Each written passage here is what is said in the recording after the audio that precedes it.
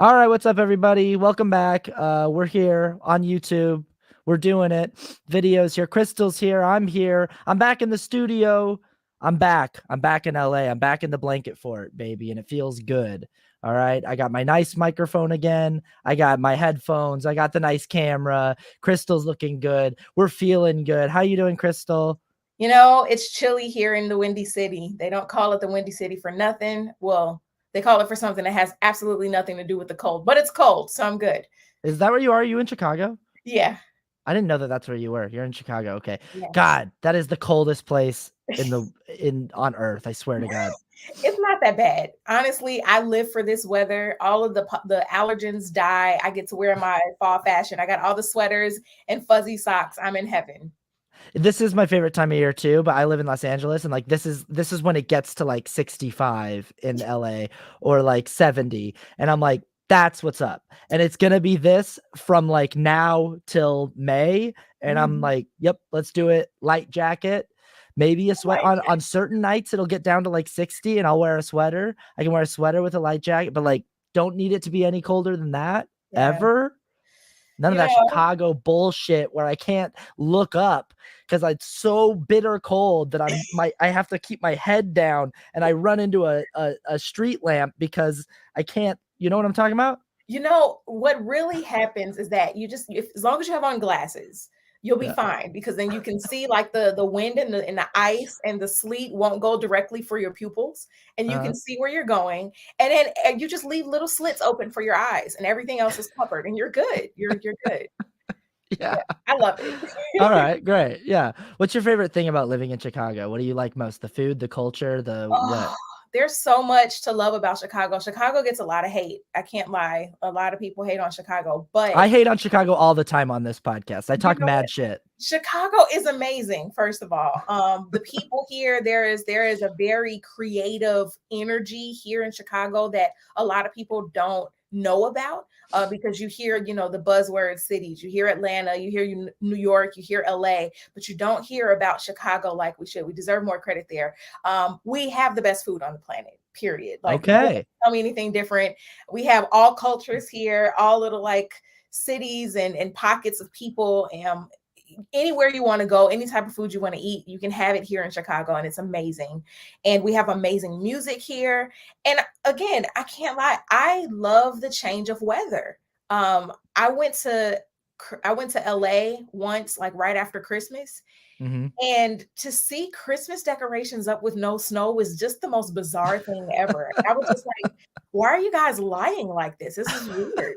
I dream of a white Christmas every Christmas, and when I don't get snow, I'm very disappointed. So I love Chicago. This is I'm home.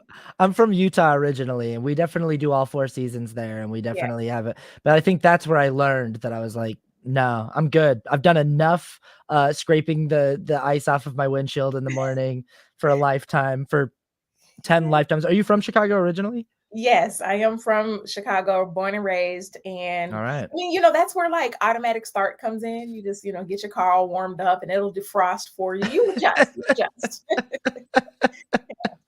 Who doesn't want to Yeah. have a Uh, makeshift ice scraper out of a CD case, like chipping away at things? yeah, to the CD case. Yeah. Have you ever used a credit card? Like Oh, a anything with a sharp edge, I have yeah. used. And let me tell you, you get creative when you're Uh-huh. cold and you have to go. And I've also done the thing where like I've run late and I've just got like a tiny little hole that I've chipped at because I don't have time to chip the whole thing. So I just chip enough of a hole for my face to see out of the windshield. Yeah. And then, everything else is a prayer until I So get to my destination. that's my thing is like there are times in the winter growing up in Utah where I would just be like, well, I might die on my way to work today or on my way to school today. Like I have to, I gotta go. So like I'm just like make that little hole for Yeah, or I have the defrost on long enough that I've got like the little hole that I chipped out and the little hole that the defrost has gotten to, and I'm like, I'm gonna be late if I don't leave. yeah. So I'm just driving down the street the inside of the car is also freezing. So it's Oh, like of your course. breath is in the car and you're hunched over looking out of a little teeny hole Yeah. in the windshield on streets where your car is fishtailing as you come up to like stop signs. And, you Yeah. know, but that's what we do. It's an adventure. You have to look Yeah. at it as an adventure. Like when I'm driving like that, I always imagine myself as Jim Carrey in, was that Ace Ventura: Pet Detective or Dumb Yeah. and Dumber? When he's like, yeah, Ace Ventura, when he's like hanging out of the window driving, that's me in the wintertime. And then, when your car is driving. So quick funny story. I got my license in September of, and I got my first car in that December. So it was freezing cold, snow, ice, all the things. So my dad takes me to an open lot and to teach me how to drive this car. And he's like, all right, put it in drive and then go really fast. Now turn hard. And I'm like, but Dave, just turn hard, just turn hard. So we're spinning around, going around, I'm like screaming, and he's sitting there laughing. And then we finally slow down and he's like, that's why you don't spin hard when it's snow on the ground. And you know what?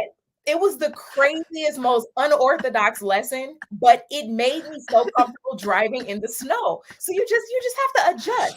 My dad potentially killed me and him. We're going out together. Yeah. Have you ever watched Arrested Development? You ever seen that show? I have. And there's the whole thing where like the dad tries to teach the kids lessons when they're growing up. He'll be like, that's why you don't yell. Yeah. And it's like some guy gets his arm cut off. It's always a guy, they have a friend who doesn't have an arm. And it's always that guy getting his arm yanked off. And he'll be like, that's why you always leave a note. That's what that makes me think in your brain that way. It just, because if you tell them the right way, they don't know. And then they do the wrong thing. And they're like, why didn't you tell me? Well, now you know. So it works. Oh man. Okay. So you and I know each other through the internet. It's sort of this weird thing that we do where when you start making videos on the internet and you start getting traction on the internet with more people watching your videos and more people following, you meet all these friends that you've never met in person. Mm-hmm. And you just start like commenting on each other's things and sharing each other's things and messaging each other about, oh, I like this that you did, or, oh, did you see this? What were your thoughts on when they rolled out this thing? Mm-hmm. How'd you get into that stuff? Did you kind of fall into it accidentally like me? Or were you trying to do that stuff and you found a groove?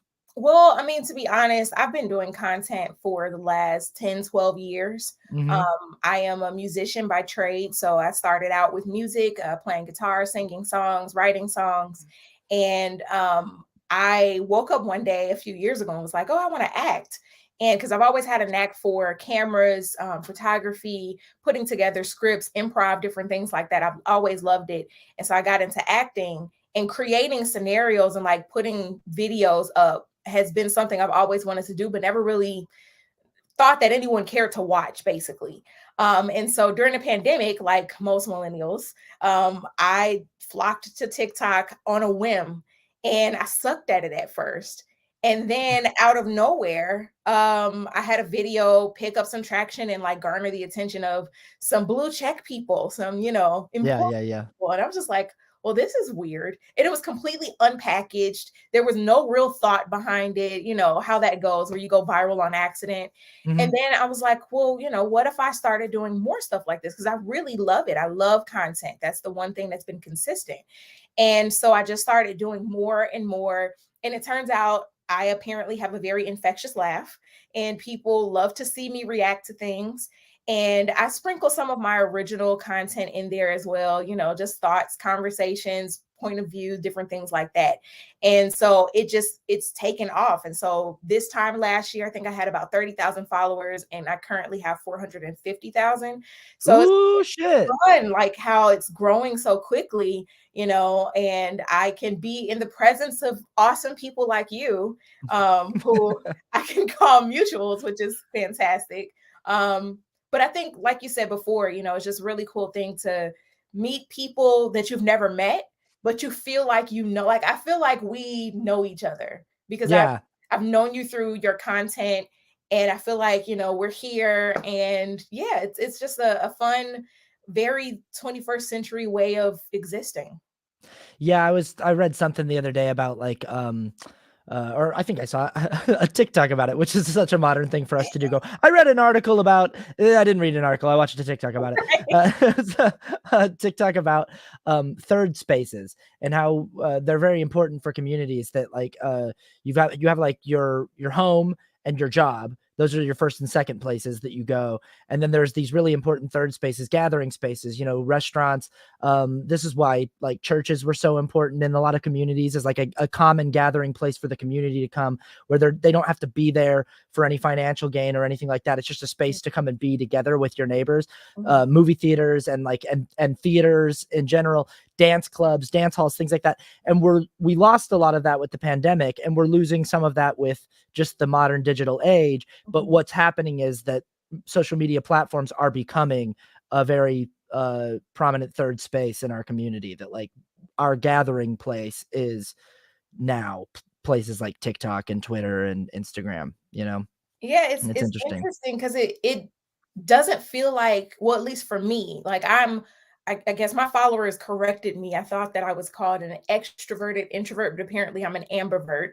So, and I feel like for people like me who enjoy social spaces, but also are a little more reserved and kind of need that alone space as well, it's a really beneficial way to still stay connected with people without having to like physically exert energy, being constantly around people all the time. I love a good live event, don't get me wrong, but like to have to do that every single day, I feel like it's way too much for my anxiety. Yeah. But it has become it as many problems as have come with TikTok. And as well as I do, the videos being taken down. My account was on account warning for like 7 months this year. It just Yeah. came off like last week. Yeah. Being reported, and my content is all clean. I have Yeah. very clean content. So like Yeah. all of those things, it comes with that, the trolls, all that stuff. But then at the same time, during the pandemic, I was so alone outside of my immediate bubble. It really kept me going. It kept me creative, because without it, I may have just fizzled, honestly. Yeah, for sure. It was necessary. I do always try to put the caveat on whenever I complain about TikTok or social media. I always try to be like, well, it has changed my life, Yeah, right, right. undeniably, and it Yeah. has created an avenue for me to like do what I want to do and do what I love and be successful at it that didn't exist before. Yeah. And I owe it that. But it's also just, yeah, it can be incredibly frustrating with the having my account is on warning right now and has been for a few weeks now, and it's just, and of course it's in error. Like they were in error. They were wrong to take the video down that they took down, which is always the case. It's always like, no, you're wrong. But I think that it's a young platform. If they want to succeed, if they want to continue to exist, they're going to have to address that stuff at some point, or they're going to fizzle out and die. But we're not here to talk about our job as content creators and TikTok. I did want to just sort of lay the groundwork of how we know each other and stuff. But I wanted to jump into the topic here for the episode. There is a new boogeyman out there for the conservative right that they are feeding to their voting base right now as midterms approach, and that you're hearing pop up more and more and more when people talk about what they're afraid of with their children and what's happening at schools. Last year and the year before that, I think the big topic was CRT, was critical race theory. You still hear it. Politicians are still running on a platform of, we're not going to have CRT in schools, even though it never was. So that's an easy campaign promise to keep, because it never was in elementary schools. But now the new one, and this is maybe even, I don't know if it's more baffling. The CRT one is pretty baffling, mostly because it was like just a thing that wasn't actually happening in elementary schools, and they somehow sold it to people as though it was. But this is a thing that like, it has been a part of curriculums at the K through 12 level, kind of always. Like a big part of why kids go to school is to also be socially taught, is to be educated in like socialization and like how to socialize and how to interact with other people and how to be kind. And I mean, I remember like just learning things. There were things on the board from first grade, like TCOI, take care of yourself, which meant like keep your hands to yourself when we're watching a movie or something.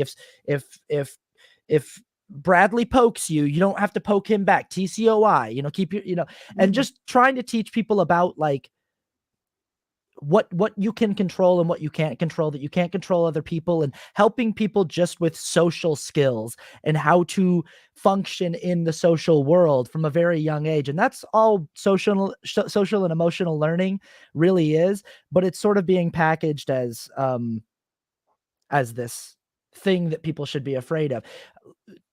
Do you have a different definition of what social and emotional learning is, or do you have maybe a more comprehensive definition of what social and emotional learning actually is, if we were to start there, like what it actually is? I mean, nothing that I've come up with before when I was kind of doing research to just make sure that I was abreast of the topic. I read that it is an educational method that aims to foster social and emotional skills within school curricula. And like you said before, I think you hit the nail right on the head. It's something that has been in existence for all of school. It's literally why people send their children to school, not just to learn, but to learn how to be around other kids. I have several friends who have opted into homeschooling for a myriad of reasons, but they still have groups that they send their kids to so that they can learn how to be socialized. Because anyone who has kids, and I don't have kids, but I've been around kids my entire life. I have a host of nieces and nephews and cousins that I've like babysat and everything. And you can tell the kids that are by themselves all the time, they don't know how to interact around other people. And that causes issues as they grow up. They don't know how to read social cues. They don't know how to read the room, which is a really important social skill for you to be successful in any capacity. Unless you're like in a basement somewhere working on computers for the rest of life and you don't see daylight unless you're going out to like get your newspaper, you need social skills. And even then, if you run into the newspaper guy, you need to know how to like not be, a threat or something like that. So I think it's pretty ridiculous that this is being packaged in a political way to sway people, and they probably don't even care. Like, if we start there, the politicians that are packaging it as like this thing to be afraid of probably don't even care about the topic at all. They're just hopping on the latest buzzword because people are scrutinizing this category of learning into something so much smaller than what it is. Well, they definitely, at least some of them definitely don't care, and they actually are aware that they are misrepresenting what the idea is, and some of them are even very open about this, and I do actually want to talk about that. But sticking on just for a second here, sort of like the actual function of what I did this too. I did an episode on critical race theory a while back, and we started sort of with like, what is it actually? What are people saying it is? So we can really parse those out. And I do want to talk about what they're saying that shows that they don't actually care and that they are aware that they are intentionally misrepresenting this idea. But in addition to like social skills, because you were talking about social skills are really important, and they are, being able to pick up social cues and just know how to interact with people, that is important. I also think that there's another layer to this, and this is the layer that people seem to be more concerned about.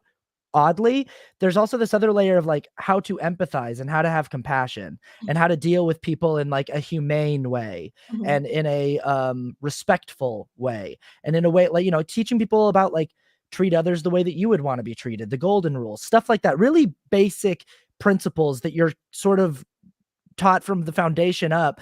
And this is a part of social and emotional learning that what's happening in schools today is part of teaching empathy and compassion is like trying to educate kids that, hey, in today's society, it's more and more likely that you're going to have classmates who have two parents who are of the same gender, who are married to each other, or you're going to have classmates that identify as non-binary or trans, or classmates that they themselves are gay or bisexual. And like, this is going to happen. Kids are going, when I was in school, nobody came out until after high school, like all my friends that were queer didn't come out till college, because that's just the environment that we were in socially.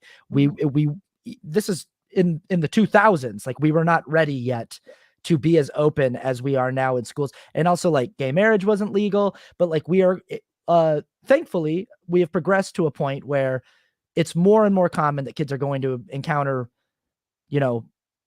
these sorts of situations. And but this aspect of like teaching people how to be respectful, how to be compassionate, has always been a part of curriculum, as we've discussed. But now that it's like including how to deal with with otherness in a respectful way, we have a problem with it, which again, I feel like that was there when I was a kid too, that we talked about race stuff, and we talked, like about how, like why our past was wrong, which that's the whole critical race theory thing, is like we don't want to teach kids that stuff. So that's a whole element too, is the empathy thing. Mm-hmm. Yeah, I think that's such an interesting thing. All things considered, all of the things that SEL covers, self-awareness, self-management, social awareness, relationship skills, responsible decision making, all of those things have to do with exactly what you said, being or making humane decisions, treating people with dignity and kindness and respect, being empathetic.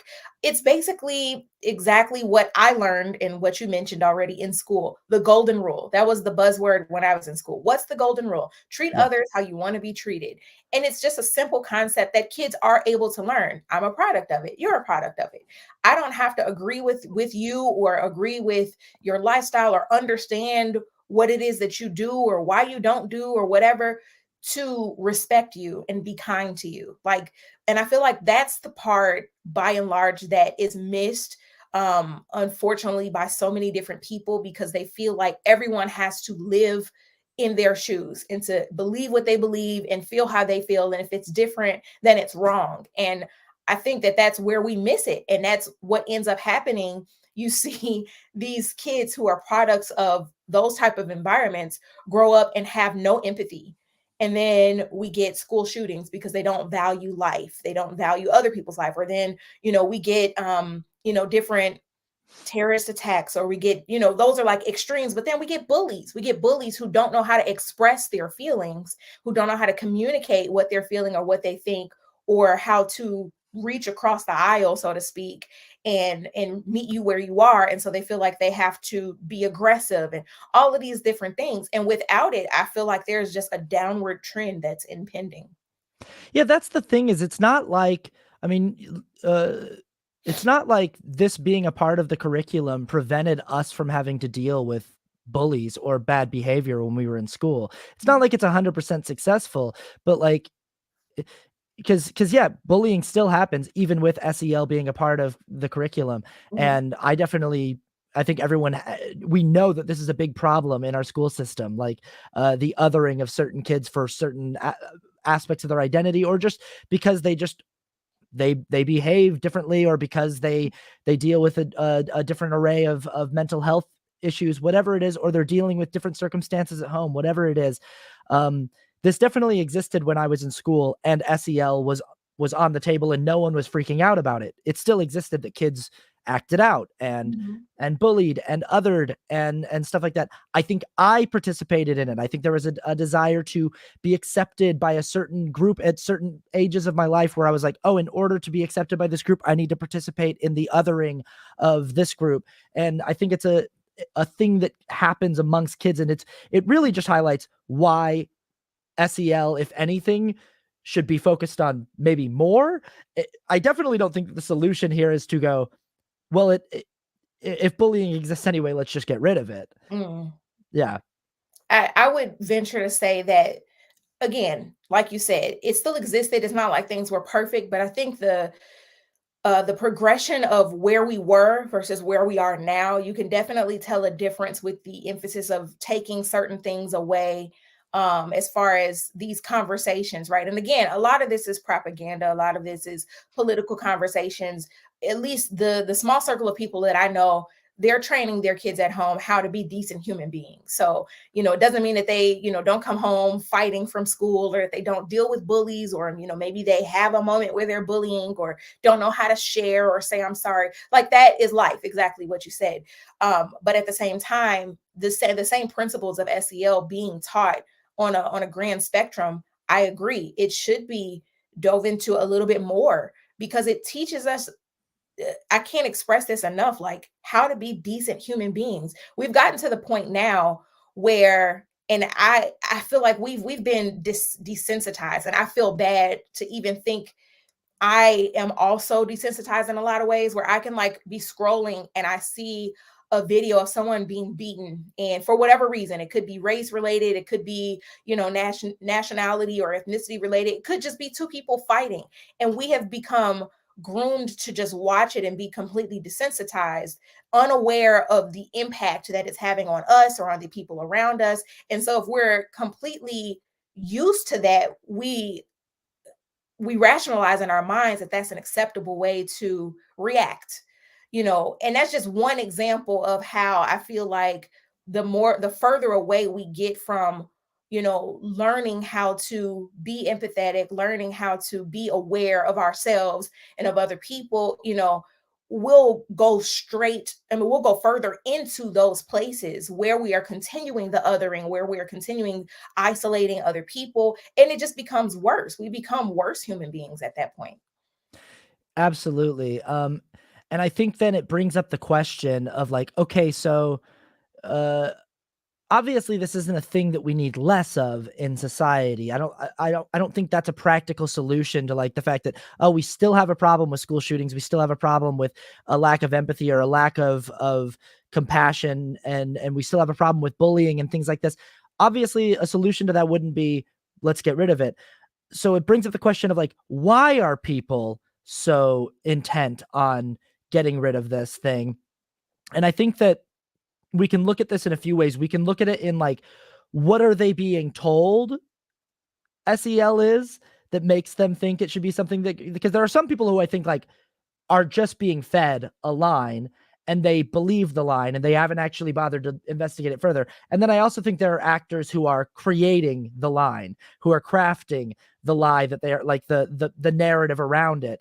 And I mean, like you mentioned, you have friends that are handling a lot of that at home and that are raising their kids to be compassionate people. Now, a lot of people who I think are opponents to this would say that that's actually their thing, is that they feel like it's not the school's job to teach their kids how to be respectful and compassionate. It's their job as parents. And they don't want the school handling that parenting duty. That the parents should be the ones who are teaching their kids about empathy and compassion and how to behave like a respectful person. It's not the school's job to teach them that. And that seems like a reasonable position, on the surface. It seems like, yeah, okay, I can see that. I can see how you'll hear this all the time from people in school board meetings, like stick to math, English, science, the basics. Just teach my kid the basics about what they need to, in the STEM fields, and don't anything else about how to be a good person. I'll handle that at home. It seems like a reasonable position, but I think you have to dig deeper and go like, but why? Why are you so intent on making sure they don't hear any of this stuff at school? What are you afraid that the school is teaching them in the context of how to be a compassionate, empathetic person that you would rather handle at home? And I think we start getting into the more nefarious things of like, it starts more and more and more to look like, are you afraid that they're being taught that they should be kind to queer kids, and that you would rather craft an environment at home where you say, hey, look, we're not cool with that in this house. And I don't want, because you hear the word indoctrination a lot while people are talking about SEL from the right. They're like, I don't want teachers indoctrinating my kids with leftist propaganda, when really all the teachers are doing is trying to just preach empathy and compassion. So here's very interesting, and I'm really glad that I'm your guest for this particular episode, because I think I have a really unique perspective. So first of all, the friends that I have that are kind of taking on the responsibility of that SEL primarily for their kids homeschool, so they don't get that opportunity to go to an actual school to be impacted by that kind of lesson plan. That being said, I would, if let's say if none of my friends did homeschooling, right? And to the parents that are completely against SEL and feel like that's the duty of the parent, I would caution those parents to think, who are your kids more awake with? If they're at school for 9 hours a day, they come home for a few hours, do homework, eat dinner, and then go to bed. They spend more time with the teachers and with their classmates than they do at home with you. So I would think if you feel like you can cram all of that in over the dinner table and with, food and homework, in a span of maybe 3 or 4 hours that you're actually home, especially when you're competing with social media, television, streaming sites, whatever it is, like, my hat off to you. But I don't know too many people who can do that successfully, who can combat 9 hours of schoolwork, and you've got work and all those different things, and then think that you're going to have that kind of an impact in just that small window of time. So I think that it's important to, like, be for real. Like, in all honesty, just be. I honestly don't know if all of these people actually are genuine when they say, I want to handle that. I almost think that they're like, oh no, I'm not actually going to like teach my kid about empathy and compassion. I just don't want the school filling their heads with all this nonsense about why they need to be kind to Muslim kids. And, Yeah. and, you know, it's like, I think some of these people are like, yeah, I don't actually have any plans on sitting down with my kid and doing a lesson plan on compassion and empathy.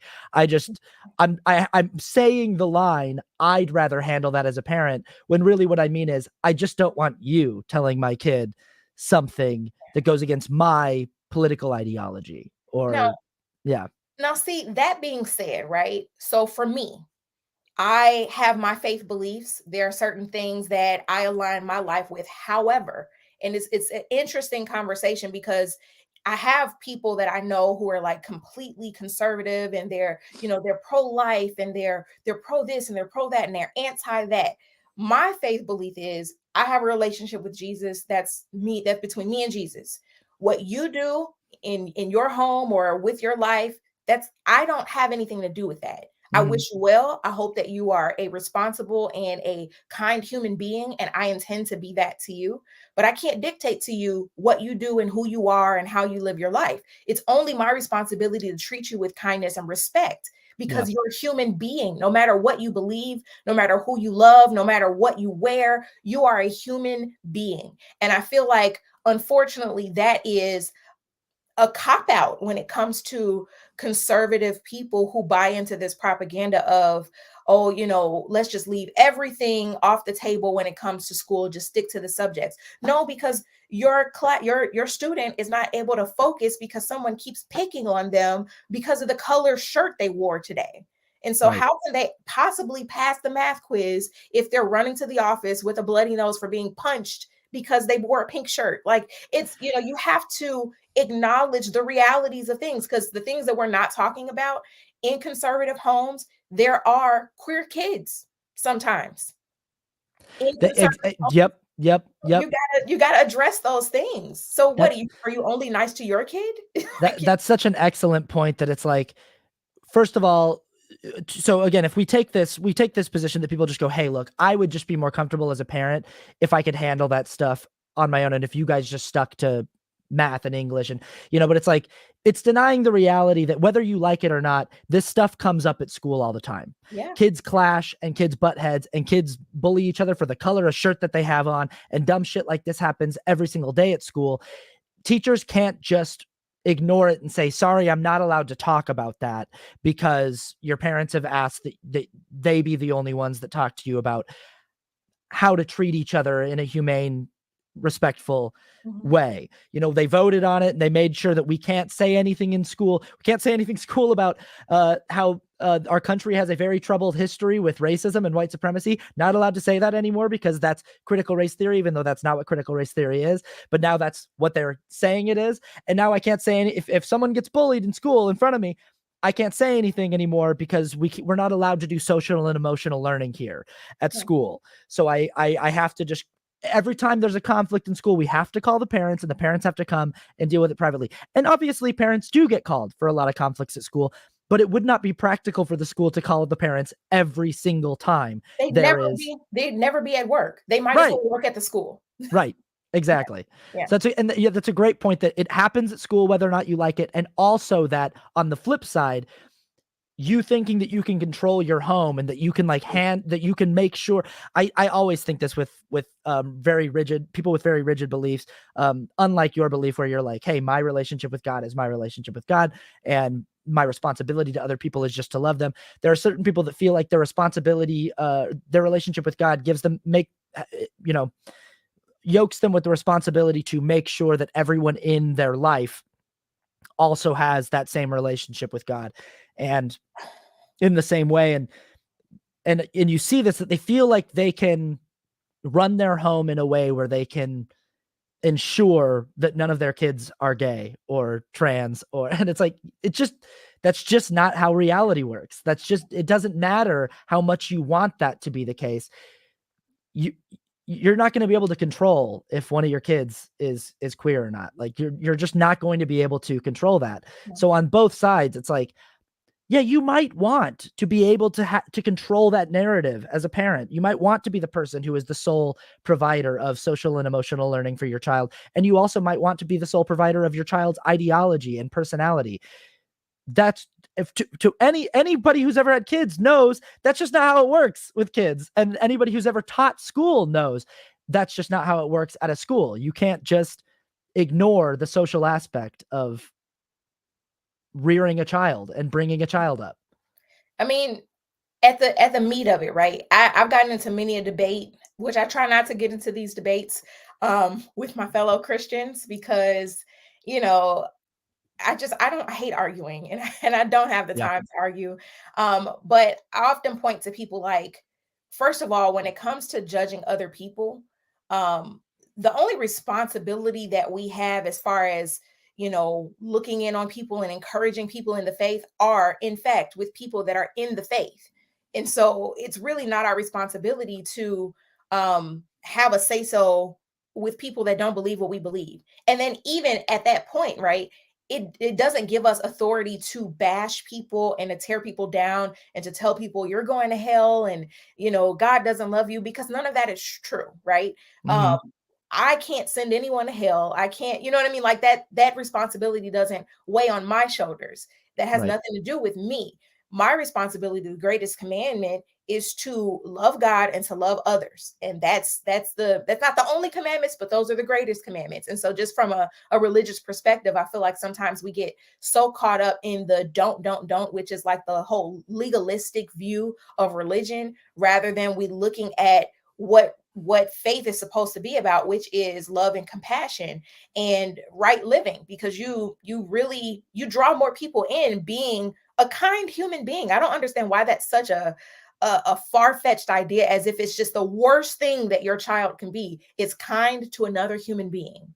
I've never understood that, whether it's because of race, whether it's because of, gender identity or whatever. Like, I don't understand why that's such a difficult thing. But as I said before, if someone wants to take on that responsibility, then take on the entire responsibility. Homeschool your kids. There's nothing wrong with that. If you are very passionate about that, if it's that important to you, homeschool your child. But if you expect for your child to try to exist in a capacity where there are going to be several different types of people from several different types of backgrounds and all these different types of beliefs, and you want there to be no type of what did they call it when I was in school, conflict resolution, all of Mm-hmm. that involves SEL. Yeah. It overlaps it. It's the umbrella of it. And so I can't, it's disruptive at that point because I can't focus. I remember when I was in school, I used to get bullied for a myriad of reasons, and it made it difficult for me to pay attention in class. I mean, what are they going to do? I get in trouble. They pulled me to the side and talked to me about it. They addressed it. They tried to course correct. But if they can't do that now, it disrupts the classroom. It disrupts my ability to learn and the other person's ability to learn. Then we go home and our parents tell us, well, this is what you're supposed to do. Then we go back to school and it's the exact same commotion and chaos because we're not going to the same home. It's ridiculous to me. Yeah. It really begs the question, like, how did we get here? Like, how did something that really should not have been controversial, just understanding that social and emotional learning is a part of learning, that like part of what we're doing at school is just like learning how to be people. Humans take a long time to develop. I was talking the other day about like just words and language, and how like a word is just a symbol that represents a concept, and the more you investigate every word and every concept, the richer and more complex they become. We can give things really like rigid, simple definitions, and everyone will always be like, well, the dictionary says it's this, and it's like, well, even that's insufficient. If you actually really want to explore the thing and all the different aspects of the thing, I was talking about the word woman and Matt Walsh's documentary, What is a Woman? And which is a whole thing that feeds into how SEL became a topic. But it just the concept of the word woman philosophically and linguistically, and Matt Walsh's definition of it is it's an adult human female, and people feel like that's a really succinct definition. But the problem is, it's like, well, what is an adult? First of all, let's break that down. And people are like, an adult is a person who's reached sexual maturity. And it's like, what specifically does that mean in biological terms? Because does that mean that like like for a girl that she started ovulating, that happens sometimes at 11 years old, sometimes at 12, sometimes at 13? Is that an adult in biological terms? In America, legally, we say that an adult is 18. In other countries, it's 16 or 15. Countries sort of decide this legally and through the government sort of arbitrarily, but it's really a cultural concept. Like different cultures have like adulthood rites and rituals where it's like, you go through this thing. Now, according to this culture, you're an adult. There's bat mitzvahs and bar mitzvahs for the Jewish culture of you are now a man. Happens at like 13 or 14 years old sometimes. I was literally joking with a friend, but I'm not kidding. I'm like, I don't think I was an adult till I was 30. It took me a long time. Like it takes people different, like humans take a long time to bake, is my point. and I'm still in the oven, so don't feel bad. Yeah. And part of that is like, we are constantly learning how to, not just how to do math better. In fact, I was done learning how to do math better a long time ago. But I'm constantly having to learn how to interact in a more compassionate way with people and in a more empathetic way with people. So yeah, it really brings up that question of like, how did we get here to this place where a thing that should not be controversial has become controversial? How do you think we got here? So that's such a hard question, I think, because there are all of these different trails of things, right? So as far as I can think back, when I was in grammar school, I went to a grammar school in inner city Chicago. It was predominantly African American. We learned the traditional like history of this country, but we also learned the other history of this country because the school administrators were very adamant about making sure that Black kids knew what happened to Black people.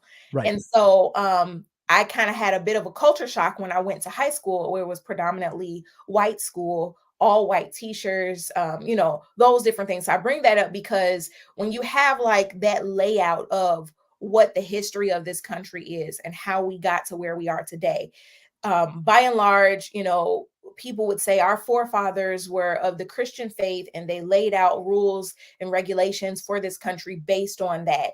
But then, there's this back and forth between this is a Christian nation, God bless America. And then you go into, all of these different splits, all of the different wars, keep church and state separate. It's a lot of conflicting views. So I really feel like a lot of this really rests in politics, right?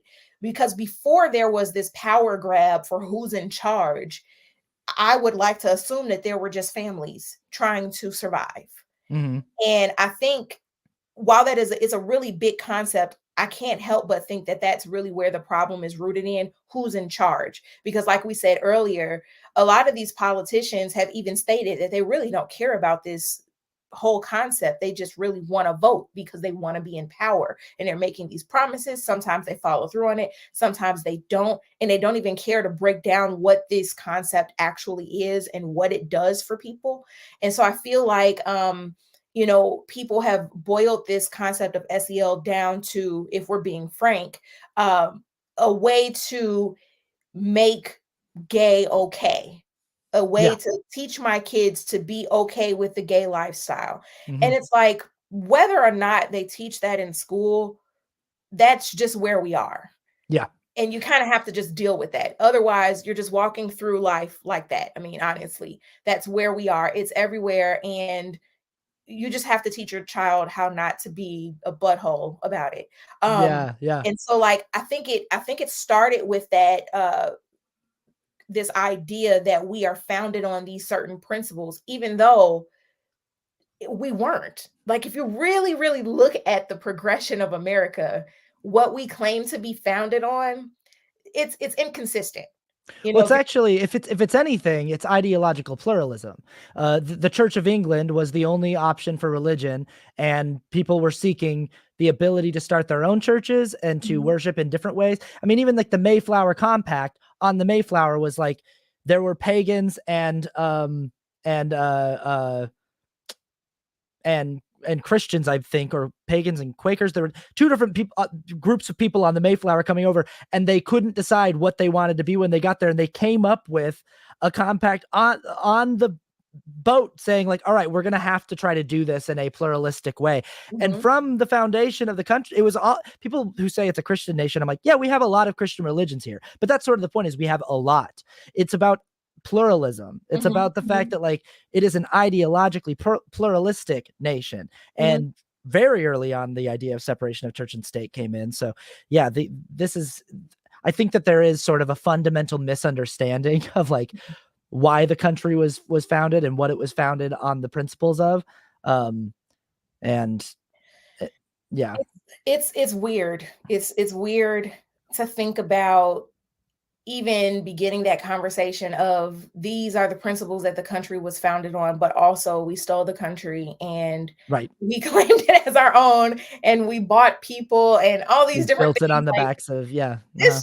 it's just not, it's not, it's very inconsistent. And so I feel like in the concept of SEL and what it has been portrayed as, by and large, especially by politicians and just different political groups, I feel like it's this buzzword that people hold on um, to try to assert this idea of the great establishment of America. Everybody idolizes this idea that we came here and we conquered and we discovered and we're the greatest nation on earth. And don't get me wrong, like I value the benefits that I've had of growing up in Chicago and the life that I live, but it's not lost on me that there are a lot of times we are the laughing stock of the world. And Mhm. it's unfortunate. And I feel like we really just have to stop. We just really have to stop, take a step back and think like, are we really who we claim to be? And this idea of ignoring SEL and the benefits that it has at home, like it's not helping us be who we claim to be. Yeah, as I researched this, it really is just so, and that's so great. First of all, just a little side note, Bonnie Allen in our comment says that the human brain isn't structurally complete until 26 developmental studies suggest. So it could be true that I didn't become a full adult till 30 and that we're both still Well, I dealing with still our, I yeah. think I probably still look like 23, so I'm still baking. Yeah, you look great. Thank Uh, um, but it's remarkable how similar the situation really is to the critical race theory panic situation. And it's very, I mean, it's similar in all the same ways where it's like what people did not like and what people were uncomfortable with and what people needed to a way to give voice to was they did not like. And I was surprised when I did my research on critical race theory when it was first becoming a hot topic, and I was like, okay, what is this and what do I need to know about it? When I was doing an episode on that and doing videos on it, I was surprised to find out, kind of like you were, that like different states and different areas teach the history of the slave trade and the Civil War differently, and the civil rights movement. And like, I mean, I thought I had a pretty comprehensive education on it, and then I found out from the show Watchmen on HBO Mhm, about the Tulsa massacre, and I was mhm, like, I was never taught that in school. My mhm, schooling went like founding of America, the slave trade, like we did that. We did the whole unit on like roots, and like we read all about that, and then it's like the Civil War, Emancipation Proclamation, nothing, nothing, nothing, nothing, nothing, civil rights movement in the 60s. everything's better, nothing. And it's like, well, that's not comprehensive at all, is it? Like, that's not actually very comprehensive. And I come to find out, I was actually in like one of the good states that does a pretty decent job. There are other states that do it way worse, that have like 1 year of middle school where they cover it in like one history course for a brief time. And it's sort of like, oh wow, we really aren't getting the same information across the board. We're not getting the same info. And even with our inadequate teaching on it, the bottom line is these narratives being taught to children make people who maybe aren't comfortable with this title, but this is what they are, like white supremacists, uncomfortable. Like, they don't like knowing that this is being taught to their kids in school, that this information, they couch it in this way of like, do you know who Christopher Rufo is? Do you know this guy? He's the guy that popularized the talking point of critical race theory. And he's actually one of the engineers of the panic around social and emotional learning. No surprise there. And he's one of the engineers of the current push to like make sure that states have anti-trans laws and things like that. And he's very, to his weird credit, he's very like open about his tactics. Like, he was very open about how with critical race theory, he was like, we're going to give parents and families who have this underlying discomfort already about teachers telling their kids about race and the history of racism in America. They don't know how to name it, because if they were really being honest, they would just say, I don't know, I'm kind of just racist. and I just don't like hearing about it. Maybe.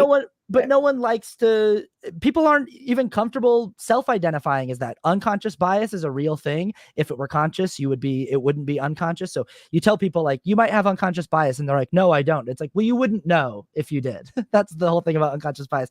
But like, yeah, it's, you wouldn't. Yeah, exactly. But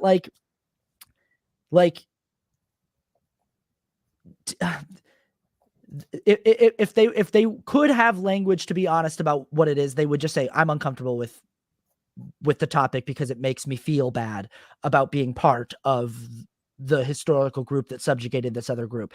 But critical race theory, couching it in this catch-all term, it gives them this sort of out where they're like, oh, well, this is a Marxist indoctrination tool. And now they can sort of have these like big academic sounding words that don't sound like they're rooted or couched in white supremacy or just in general discomfort due to unconscious bias. And the same thing is happening with social and emotional learning.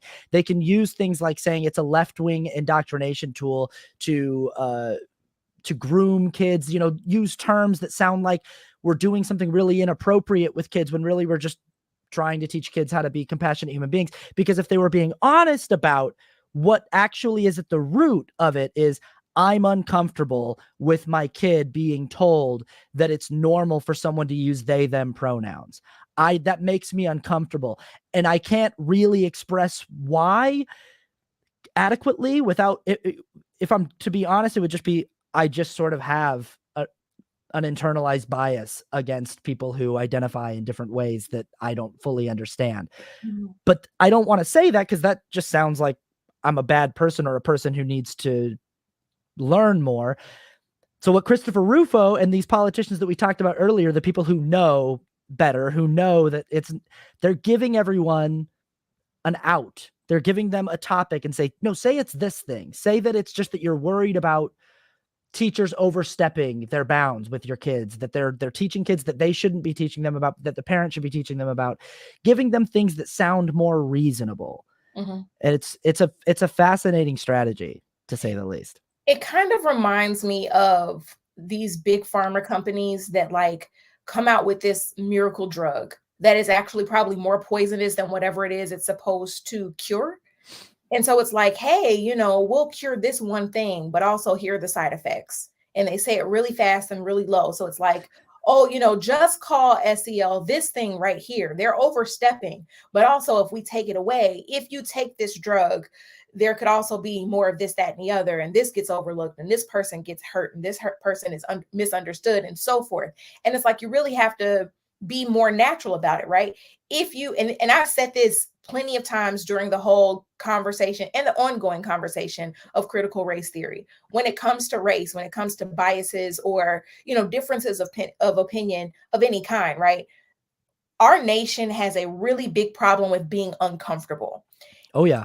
And I get that. Like, nobody likes to be uncomfortable. It starts with It's already like a negative prefix of the word when you really break it down. But like, that doesn't make it go away. Yeah. Sometimes you have to be comfortable being uncomfortable in order to grow, in order to develop, in order to be a better human. I don't agree with, you know, people who have biases against Black people, but that doesn't mean that I get to just treat them however I want to treat them, because I'm a respectable human being and they're still a human being. It doesn't give me justification to just do whatever it is that I want to do because they don't like me.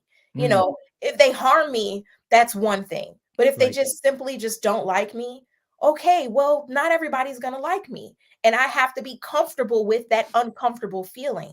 And I think that if we spent as a nation more time addressing the things that are uncomfortable, like really sitting in it would give us a better understanding of how to be more compassionate human beings. Like, as uncomfortable as a conservative person might be with their children learning that Sally Sue has two moms at home, how uncomfortable do you think it is for Sally Sue to have her entire class look at her like, why do you have two moms? That she's a kid. It's uncomfortable.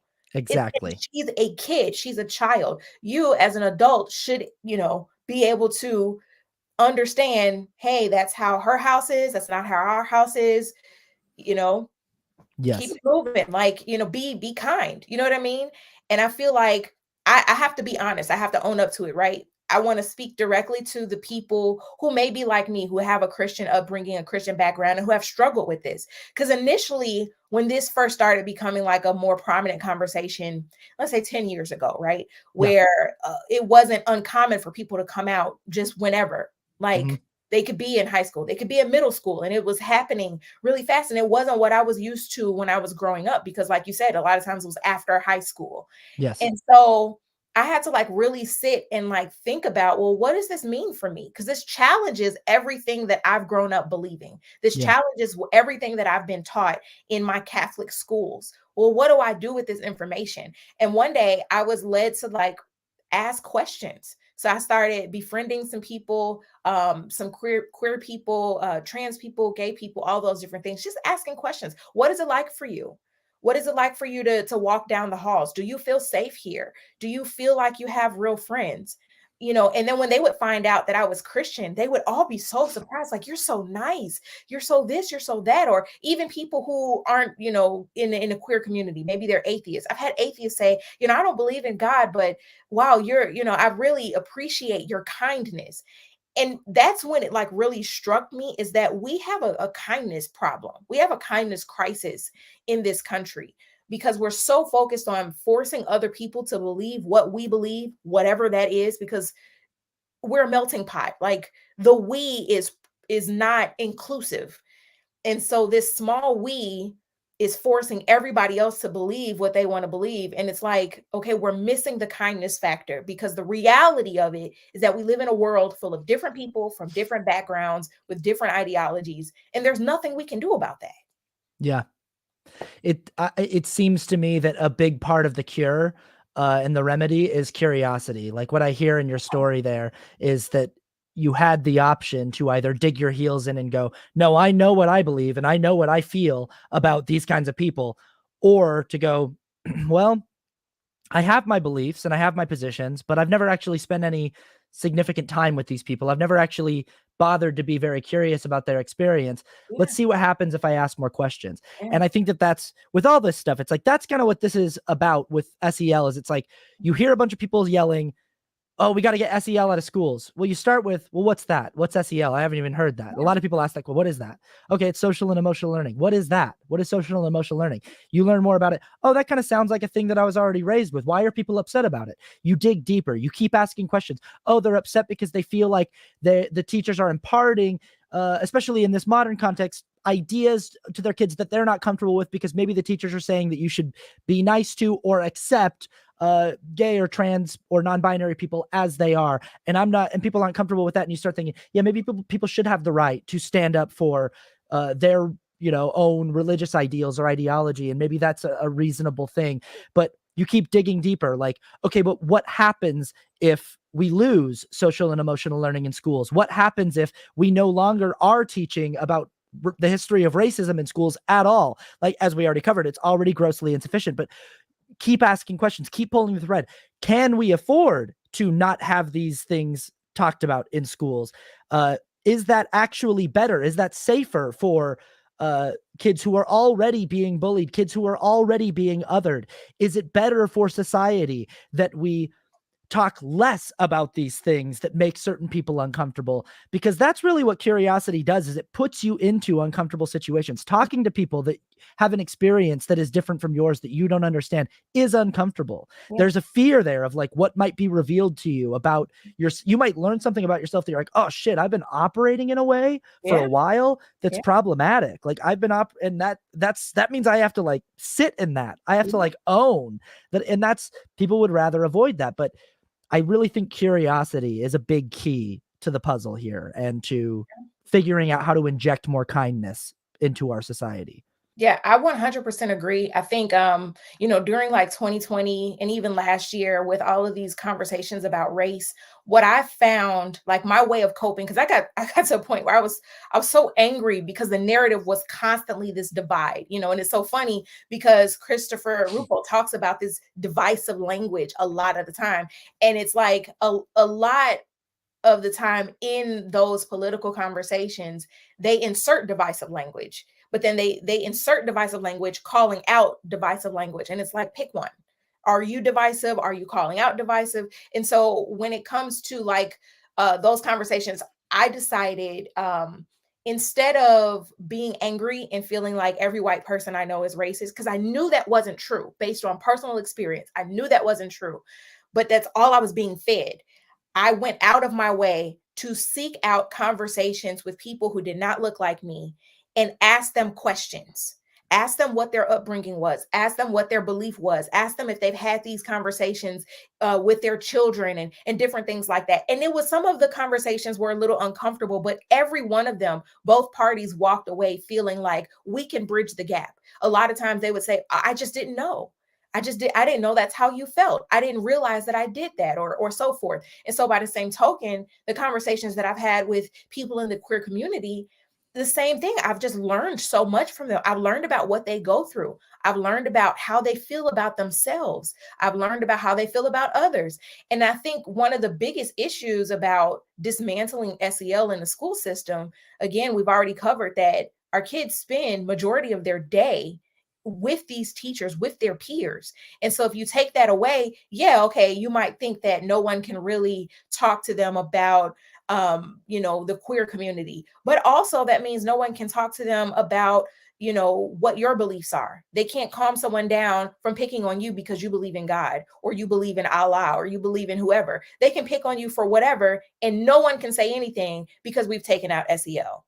Right. It doesn't just live in the queer community. It covers everything, all the differences that make us this great nation, right? And we have to, where people are stabbing themselves in the foot at that point by disregarding the complete impact, because they're focusing in on this one point that really isn't even the thing.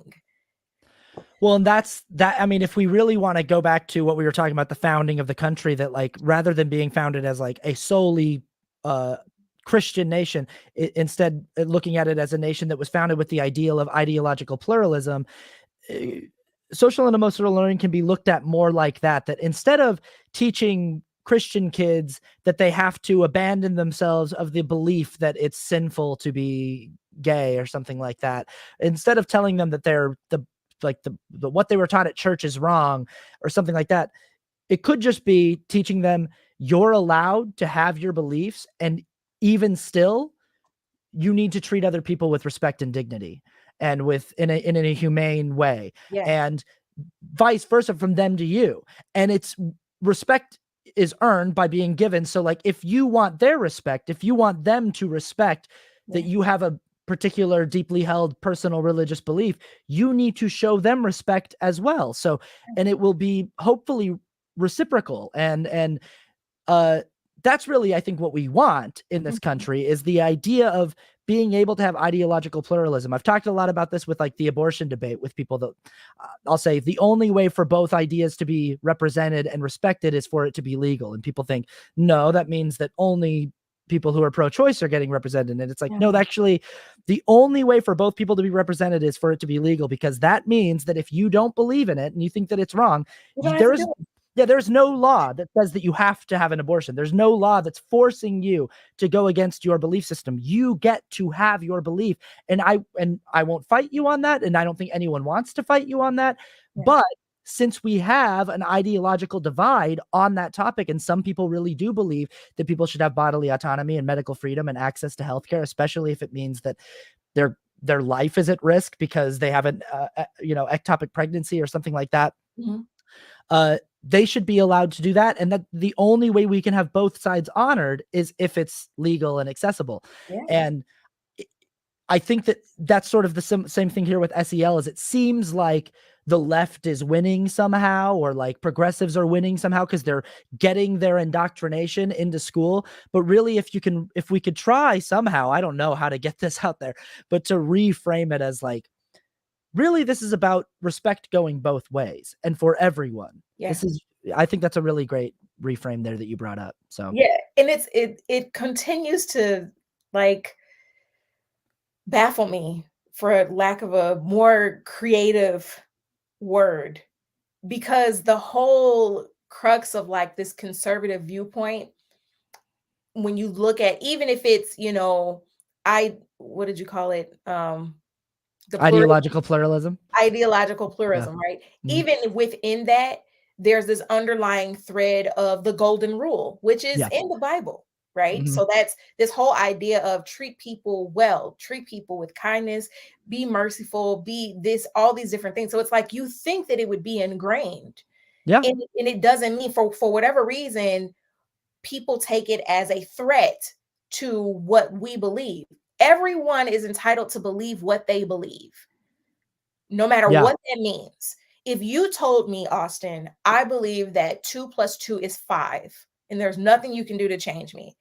Hey, that's your belief. You have the ability to count your coins, my guy. And there's nothing I can do about that. Like, I know what I believe, but if that's what you believe, then that's your money. I wouldn't give you my money, but that doesn't mean I'm going to treat you like crap because you count differently than I do. You know what I mean? Like, yeah, but then if I heard that the school was teaching kids that 2 + 2 is 4 or something like that, and then I said, well, that's offensive to me, so I tried to make laws that made it so that everyone has to say that it's 5 or something like that. It's crazy. It's craziness.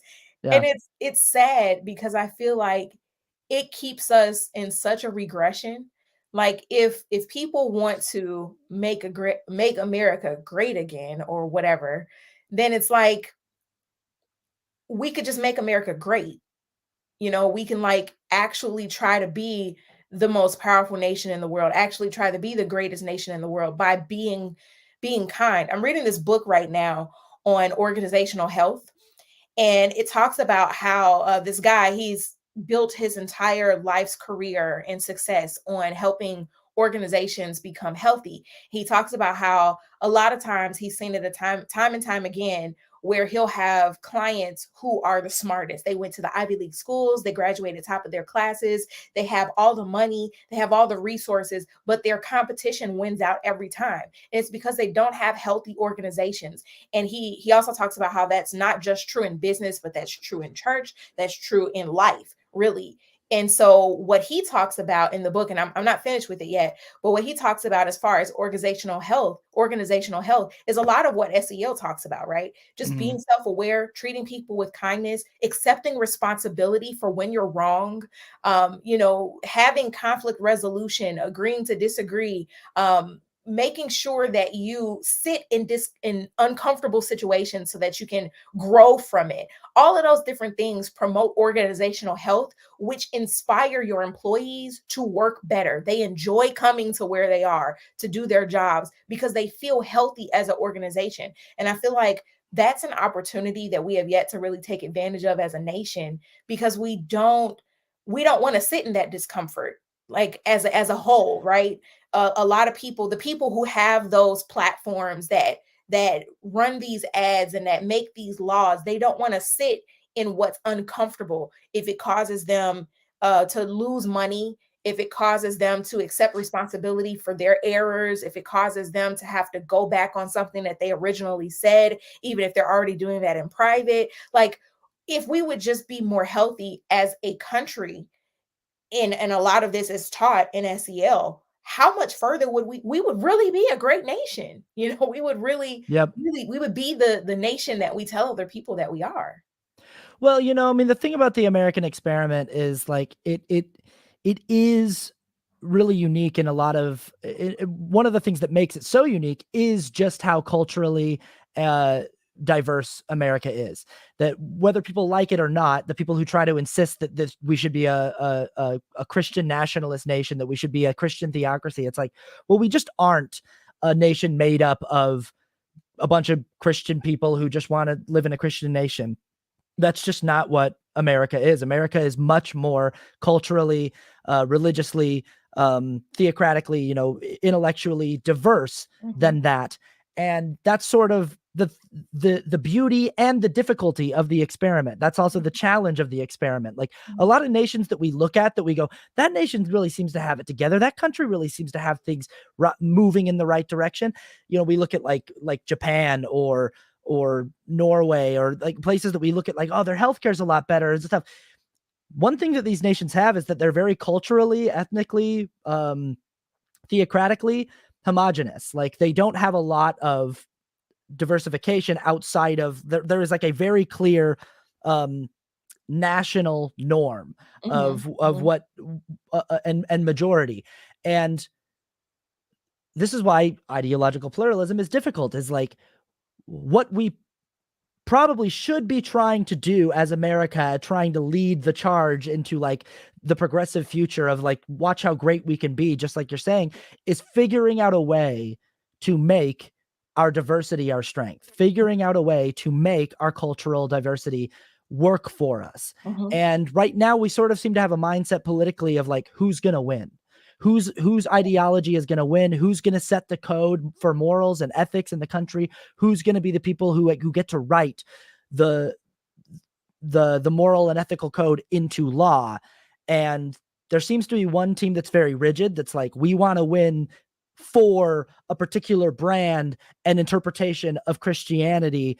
And I think there seems to be another side that it looks like they're trying to win for a particular agenda of like, we just want to make everyone trans or everyone gay. I don't think that's actually what that agenda is. I think that agenda is more about, we just want a spot for everyone. We Yeah, just want to make sure everyone, regardless of how they identify, has a spot, yeah, has a voice, and that we can lean on our differences to make us stronger. yeah. And that's at least what I'm hoping for, is that we can make this experiment of cultural diversity, of pluralism, work. I really love the way that you call it an experiment, because it is. I've never really considered it that way, but it definitely is an experiment. It kind of reminds me of marriage. I've been married for 5 years, and the thought of living with a guy for life, it I wasn't prepared. Yeah. You come with these differences of opinion and the way we were brought up. I think that the towel should be folded one way and he thinks it should be folded the other, or he's an early riser, I'm a night owl, and it's like you find this way out of respect for the two people, out of respect and love for one another, and the agreement that you want to coexist and not kill each other. You find a way to coexist, and it doesn't mean that you agree on everything. Mhm.